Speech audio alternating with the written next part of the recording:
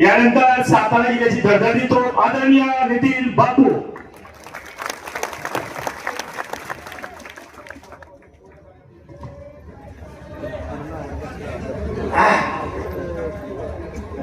वंदे वंदे भारत माता की भारत माता की.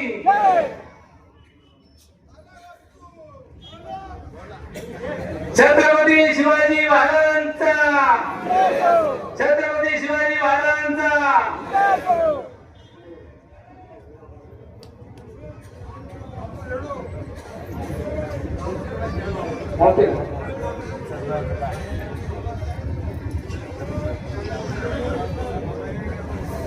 सातारा जिल्हा परिषद पंचायत समितीच्या निवडणुकीच्या निमित्ताने उपस्थित असलेले या ठिकाणी शिरवळगावच्या पंचायत समितीच्या उमेदवार आणि स्वर्गीय बाळकू पानसरे आणि स्वर्गीय रवींद्र पानसरे यांच्या सुनबाई, शिरवळगावचे माजी सरपंच लक्ष्मीताई पानसरे, ज्यांना नवऱ्यामुळे मुलाला थोडीशी अडचण वाटली त्या पळशी पंचायत समितीच्या गणाच्या कर्तव्यगार उमेदवार आदरणीय अर्चनाताई चंद्रकांत यादव. सातारा जिल्ह्यामध्ये मी ज्यांच्याबरोबर 8-10 दिवस फिरतोय आणि मी गेली 30-35 वर्षे राजकारण करतो, परंतु 8-10 दिवसामध्ये ज्या माणसांच्यावर फिरत असताना 2017 साली निवडणुका झाल्या, 2022 मुदती संपल्या. गेल्या 4 वर्षामध्ये स्वतःच्या खिशातले 98 लाख रुपये वाटणारा एकमेव चंद्रकांत यादव आहे. कुठे समाज मंदिराला पैसे दे, कुठे गणपती मंदिराला पैसे दे, कुठं जिमला पैसे दे, तिथं कुठे डॉल्बीला पैसे दे, ते चंद्रकांत यादव साहेब भारतीय जनता पक्षाचे राज्याचे नेते, आमचे मित्र, आणि ज्या दोघांच्यामुळे मला उमेदवारी मिळाली ते आदरणीय अनुप सूर्यवंशी साहेब, शिरवळ शहराचे भाजपचे अध्यक्ष सन्माननीय राजेंद्र मगर, तालुक्याचे ज्येष्ठ नेते आदरणीय शिवाजी आप्पा, निवृत्तराव तळेकर महाराज, विजयराव, आमचे विश्वास बापू संभाजीराव, शिंदेवाडीचे उपसरपंच, त्याचबरोबर व्यासपीठावरची सर्व मान्यवर मंडळी, भागातून तालुक आलेले मोठ्या संख्येने उपस्थित असलेले प्रत्येक गावचे मतदार बंधू भगिनी, माता भगिनी आणि मोठ्या संख्येने उपस्थित असलेले माझे तरुण मित्र आणि पत्रकार बंधूंनो, खर तर आदरणीय शिवेंद्रराजे भोसलेंचं आगमन होणार आहे. त्यांची 12वी सभा संपलेली आहे सकाळपासून आणि ते या ठिकाणी पोहोचत आहेत. यादव साहेब म्हणजे मी एवढ्या मोठ्या सभेला कधी संबोधित केलं नाही, पण यादव साहेब खूप चांगलं बोललात. तुमची माझी निवडणूक झाली असेल, एखादा जाता जाता अपघात होतो, तो अपघात झाला म्हणजे काही फार मोठं काही घडलं असं समजायचं कारण नाही, पण तुमचे आमचे ऋणानुबंध चांगले झाले आणि तुमच्या आमच्या संबंधातून आपण इथं मला उमेदवारी दिली. खर तर शिरवळ शहराला ऐतिहासिक परंपरा आहे. कदाचित शिरवळची सर्व मंडळी बाहेर नसतील, परंतु माझा आवाज जर तुमच्यापर्यंत जात असेल तर या शहराला अतिशय वेगवेगळ्या माणसांची परंपरा आहे. स्वर्गीय पांडुरंग भाऊ तांबे, स्वर्गीय दयाबाई काका,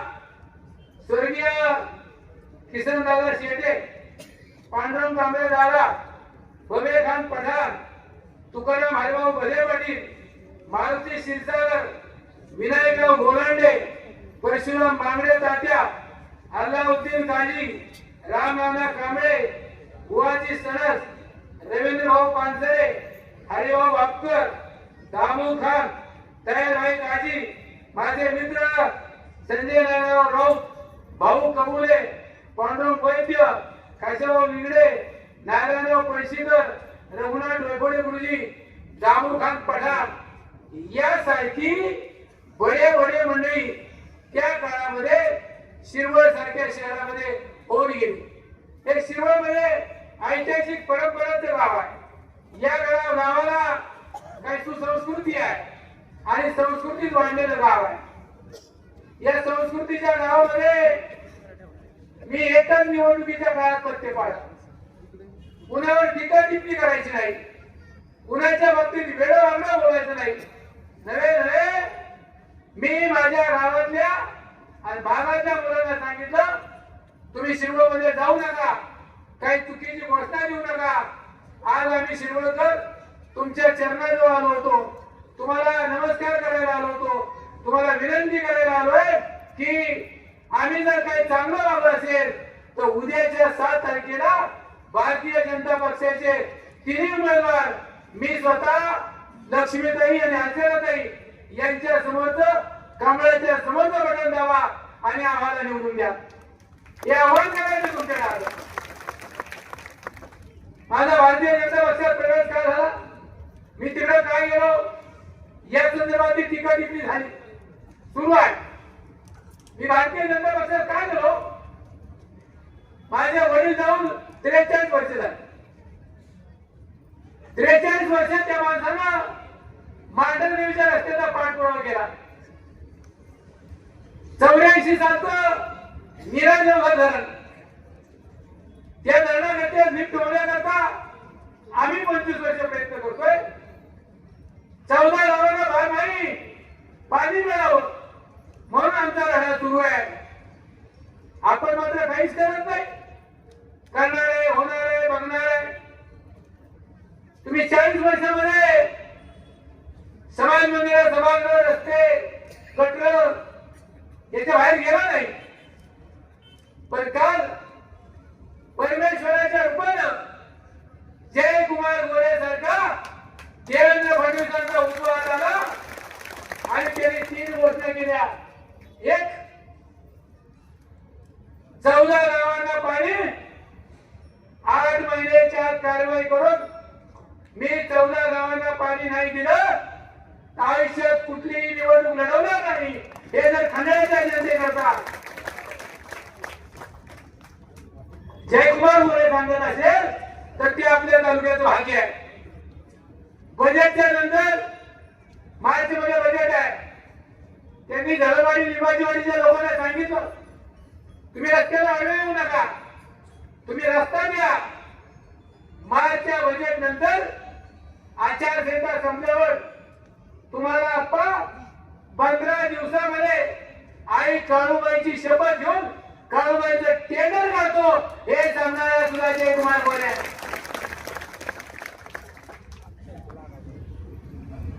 3 लिफ्ट इनोव्हेशनच्या, 1 गावडेवाडी, 2 शेखरवाडी, 3 वाघोशी, या 3 योजना करण्यासाठी आम्हाला कित्येक वर्ष आणि आमच्या डोळ्यात एकदा पाणी गेलं. आम्ही बघितलं आमची पिढी पडायला लागली. आमच्या पोराबाळांनी काय करायचं, जमिनी विकायच्या, कंपनीमध्ये लेबर म्हणून काम करायचं, हेल्पर म्हणून काम करायचं, कंत्राटी पद्धतीने काम करायचं आणि तुम्ही मात्र मजा मारायच्या, तुम्ही कमवायचं. ही कुठली पद्धत आहे? बदलल्या पाहिजे पद्धत. म्हणून करता मी भारतीय जनता पक्षात प्रवेश केला, म्हणून करता मी भारतीय जनता पक्षात गेलो. का हो? तुम्ही खासगी बैठकीत सांगता. माझा मंत्री महोदयांना सवाल आहे, नितीन मरगुडे पाटलांना मी दवाखान्यात पैसे दिले आणि 40 वर्ष राजकारणात काम करताना माझा बाप गेला तेव्हा 14,000 रुपये शिल्लक होती, 22,000 रुपये देणं होतं.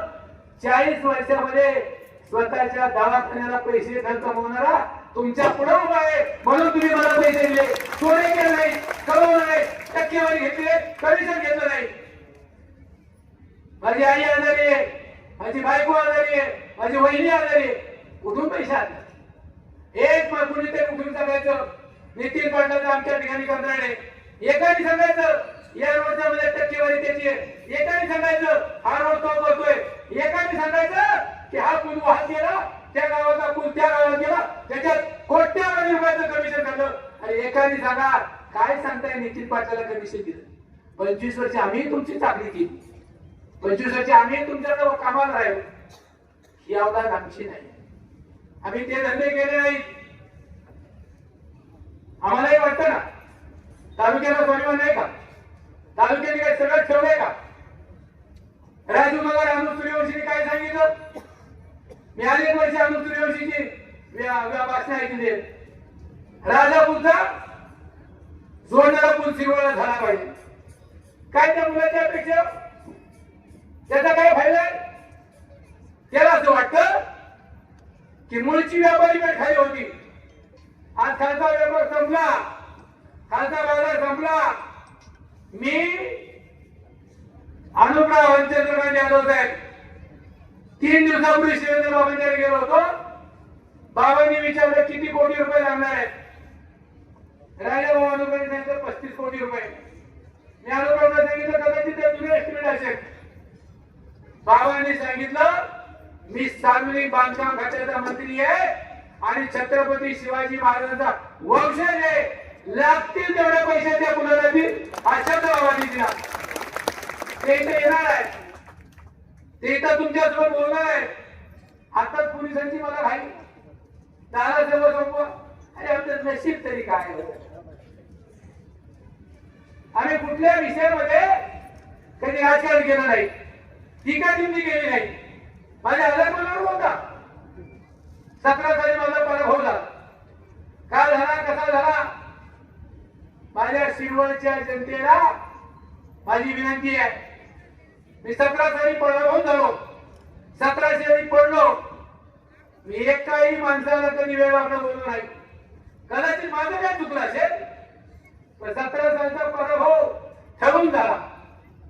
17 साली ठरवलं तुम्ही, हा जर निवडून आला तर हा जिल्हा परिषदेला अध्यक्ष होईल आणि अध्यक्ष झाला तर त्याला आमदारकीचं स्वप्न पडेल. म्हणून तुम्ही माझा डाव केला हे विसरू नका.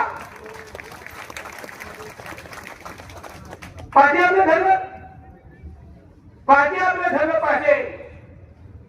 14 माणसांची कमिटी होती शिरवाची, 14 नेते आहेत अजून. 14 नेत्यांनी सांगितलं नितीन बाबू जिल्हा परिषदेला, अमुक पंचायत समितीला, अमुक जागाने थांबायचं. ज्याला थांबायची जबाबदारी दिली ते थांबले. तुम्ही त्याच्यानंतर 2 तासांनी बैठक झाली. याला तिकीट देऊन पाडायचं आहे, तिकीट देऊन पाडलं तर हे घर संपेल. लक्ष्मणराव भरवडे पाटलाचं किंवा नितीन पाटलाचं घर संपल्याने काही फरक पडत नाही. फरक पडतो या तालुक्यातला सामान्य माणूस जगला पाहिजे, स्वाभिमानी राहिला पाहिजे, तो फरक पडतो. काय होतंय कंपनीची? बऱ्या मोठ्या कंपनी झाल्या, कंपनीमध्ये आम्ही कुठे आहे?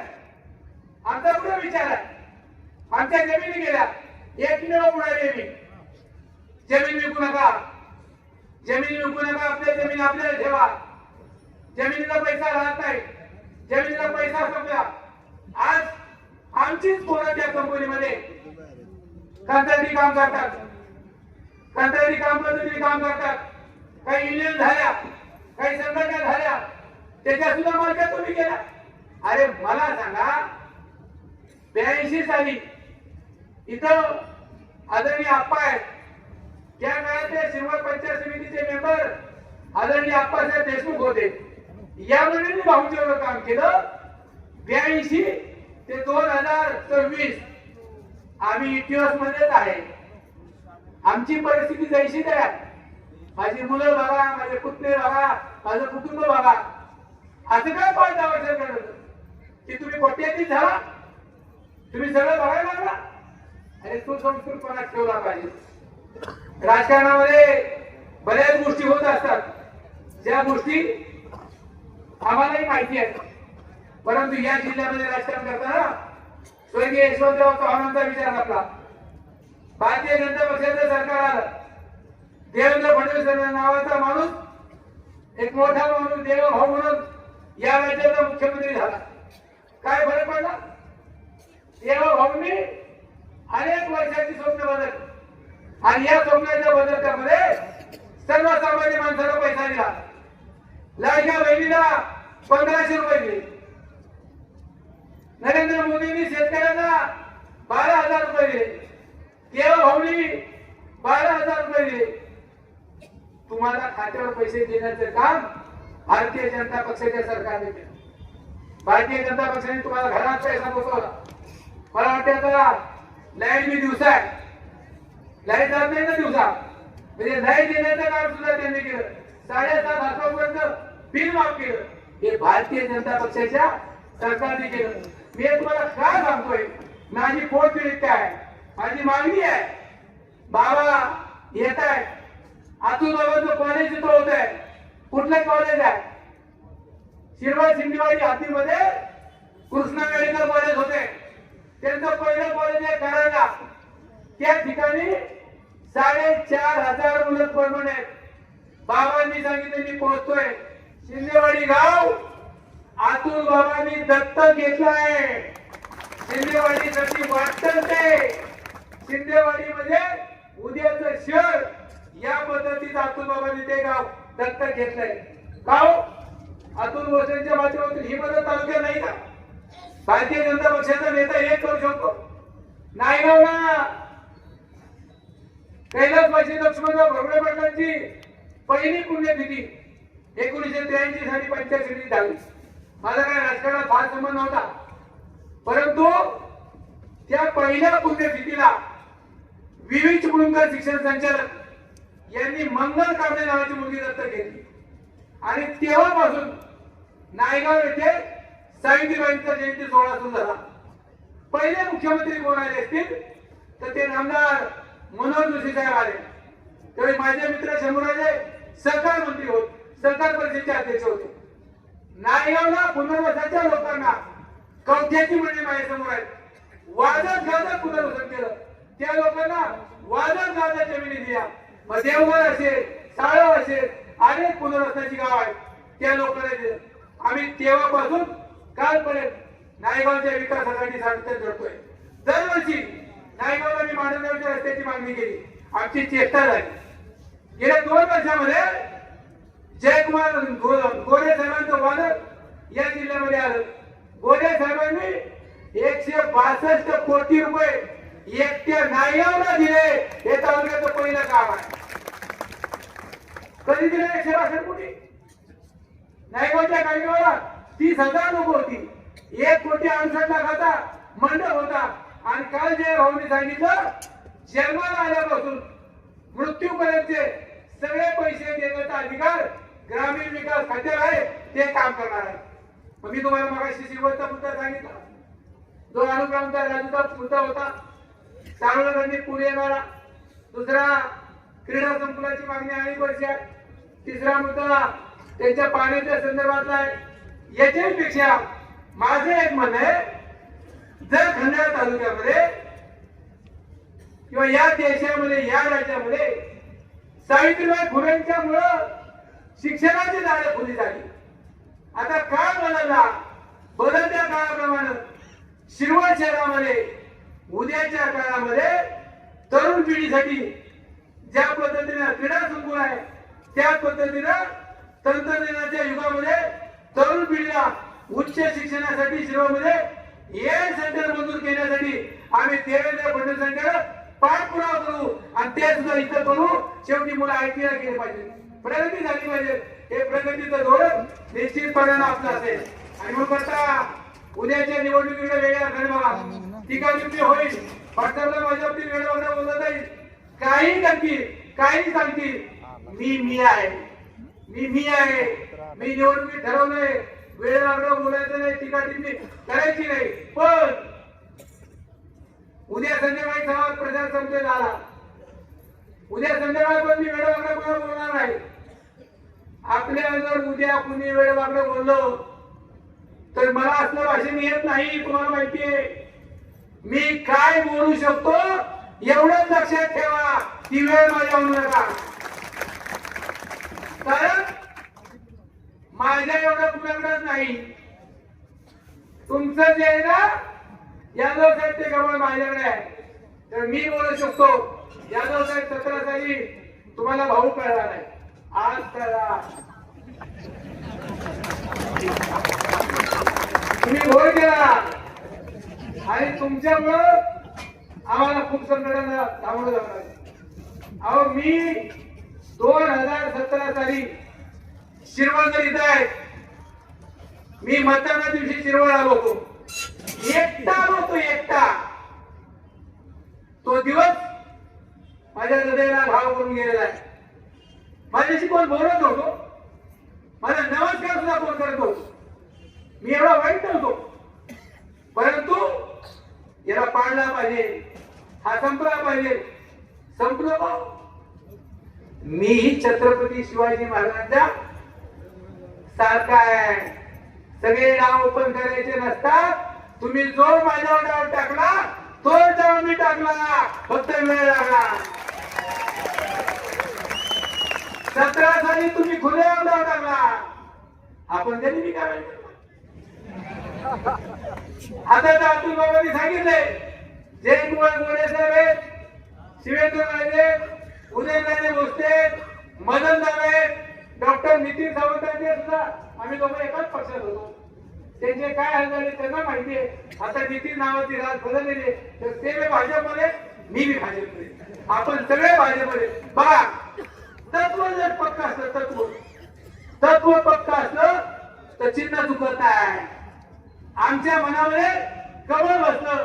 काय जयकुमार गोरेंनी सांगितलं की नितीन बापू इथून पुढे काय भाजपबरोबर राहतील. मी आज शिरवळच्या जाहीर सभेत सांगतो, या तालुक्याचा शिरवळचा चेहरा मोहरा बनवण्याकरता नरेंद्र मोदी देशात, राज्यात देवभाऊ, जिल्ह्यामध्ये जयभाऊ शिवेंद्रराजे, अतुल बाबा, उदयनराजे, मदन दादा आणि ही सर्व मंडळी मी हयात असेपर्यंत भारतीय जनता पक्षातच काम करेल. पण त्या कामामध्ये माझा स्वर नसेल, त्या कामामध्ये या तालुक्याचं वैभव, 11 तालुक्यामध्ये एक दिवस तरी खंड्याचं नाव स्वाभिमानानं घ्यायला लावी, यावला लागली आहे. त्या पद्धतीने काम करू एवढा शब्द